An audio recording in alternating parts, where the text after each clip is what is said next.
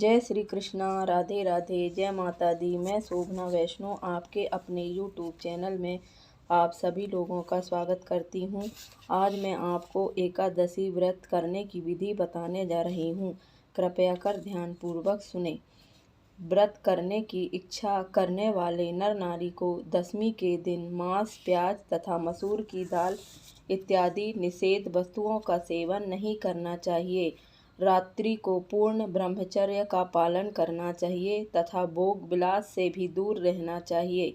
प्रातः एकादशी के दिन लकड़ी का दातून ना करें। नींबू, जामुन या आम के पत्ते लेकर चबा लें और उंगली से कंठ साफ करें। वृक्ष से पत्ता तोड़ना भी वर्जित है, अतः स्वयं गिरा हुआ पत्थर लेकर सेवन करें। यदि यह संभव ना हो तो पानी से 12 कुल्ले कर लें, फिर स्नानादि कर मंदिर में जाकर गीता पाठ करें या पुरोहित से गीता पाठ का श्रवण करें। प्रभु के सामने इस प्रकार प्रण करना चाहिए कि आज मैं चोर, पाखंडी और दुराचारी मनुष्य से बात नहीं करूँगा और ना ही किसी का दिल दुखाऊंगा। गौ, ब्राह्मण आदि को फलाहार व अन्नादि देकर प्रसन्न करूँगा। रात्रि को जागरण कर कीर्तन करूँगा। ओम नमो भगवते वासुदेवाय 12 अक्षर मंत्र का जाप करूँगा। राम, कृष्ण, नारायण इत्यादि विष्णु के सहस्र नाम को कंठ का भूषण बनाऊँगा। ऐसी प्रतिज्ञा करके ही विष्णु भगवान का स्मरण कर प्रार्थना करें कि हे त्रिलोकीनाथ, मेरी लाज आपके हाथ में है, अतः मुझे इस प्रण को पूरा करने की शक्ति प्रदान करना।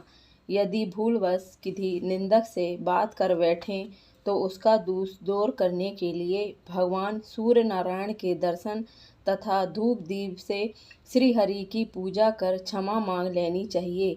एकादशी के दिन घर में झाड़ू नहीं लगाना चाहिए, क्योंकि चींटी आदि सूक्ष्म जीवों की मृत्यु का भय रहता है। इस दिन बाल नहीं कटवाने चाहिए और ना ही अधिक बोलना चाहिए।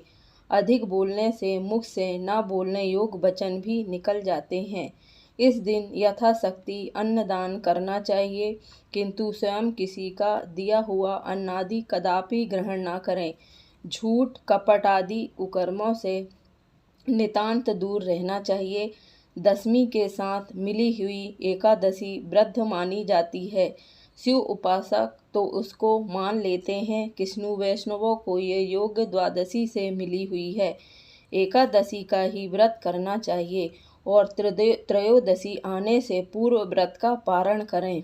फलाहारी को गाजर, सलगम, गोभी, पालक, कुल्फा का साग इत्यादि का सेवन नहीं करना चाहिए और केला, आम, अंगूर, बादाम, पिस्ता इत्यादि अमृत फलों का सेवन नहीं करना चाहिए।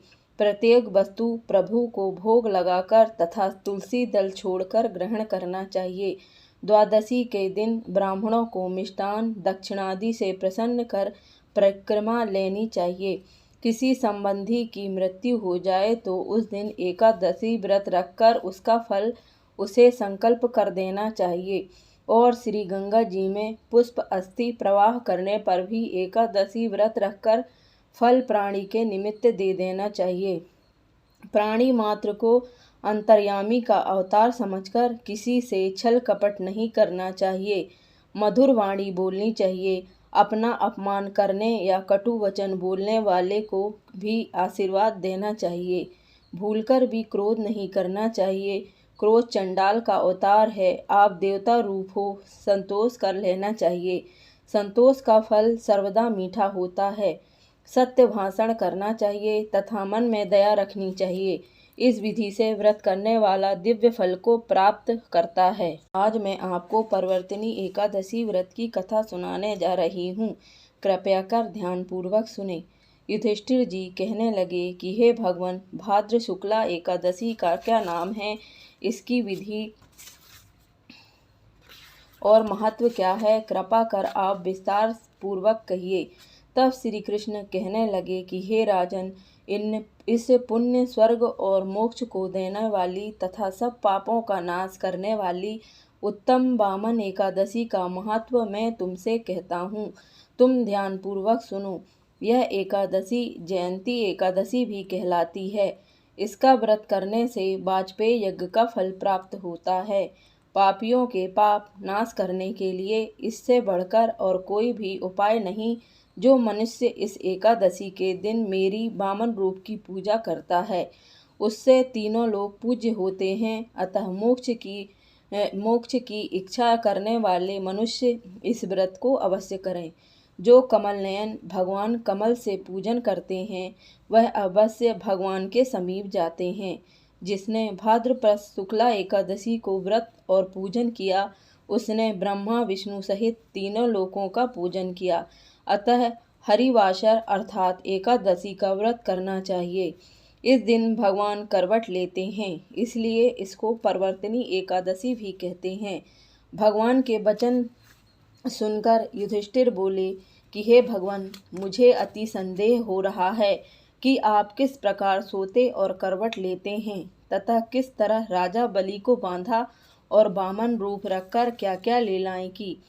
चतुर्मास के व्रत की क्या विधि है तथा आपके शयन करने पर मनुष्य क्या कर्तव्य करता है, सो आप विस्तार पूर्वक मुझसे कहिए। श्री कृष्ण कहने लगे कि हे राजन, अब आप सब पापों को कष्ट करने वाली कथा को श्रवण करें। त्रेता युग में बलि नामक एक दैत्य था। वह मेरा परम भक्त था।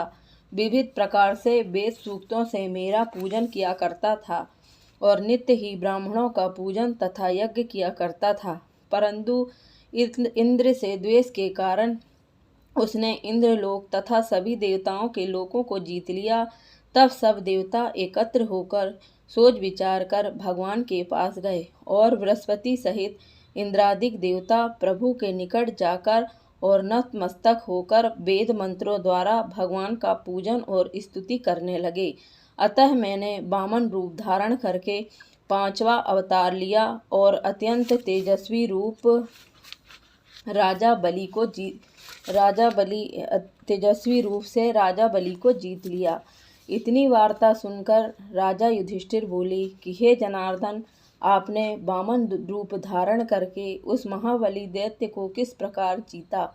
श्री कृष्ण कहने लगे, मैंने वामन रूपधारी ब्रह्मचारी बालक ने बलि से 3 पग भूमि की याचना करते हुए कहा कि ये मुझको 3 लोक के समान है और हे राजन, यह तुमको अवश्य ही देनी होगी। राजा बलि ने इसको तुच्छ सी याचना समझकर 3 पग भूमि का संकल्प मुझको दे दिया। मैंने अपने त्रिविक्रम रूप को बढ़ाकर यहाँ तक कि भूलोक में पद, भुवरलोक में जंघा, स्वर्गलोक में कमर, महलोक में पेट, जनलोक में हृदय, यमलोक में कंठ की स्थापना कर सत्यलोक में मुख, उसके ऊपर मस्तक स्थापित किया। सूर्य चंद्रमा आदि सब ग्रहण कर ग्रह गण योग नक्षत्र इंद्रादिक देवता और शेष आदि सब नागगणों ने विविध प्रकार से वेद सूक्तों से प्रार्थना की।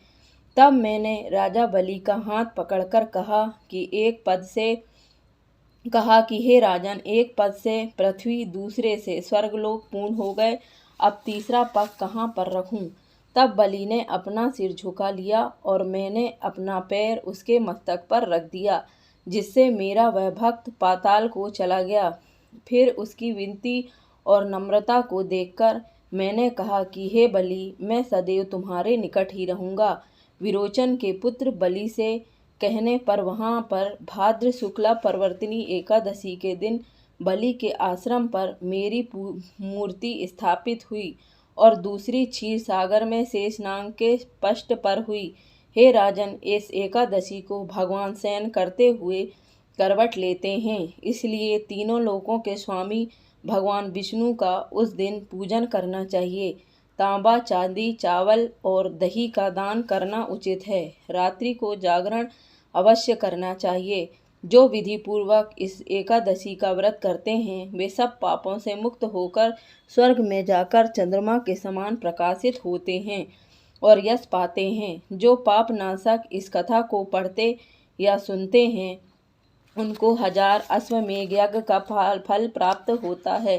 बोलिए विष्णु भगवान की जय। अगर आपको मेरे द्वारा पढ़ी हुई कथा अच्छी लगी हो तो कृपया कर लाइक करें, शेयर करें और सब्सक्राइब करें। धन्यवाद।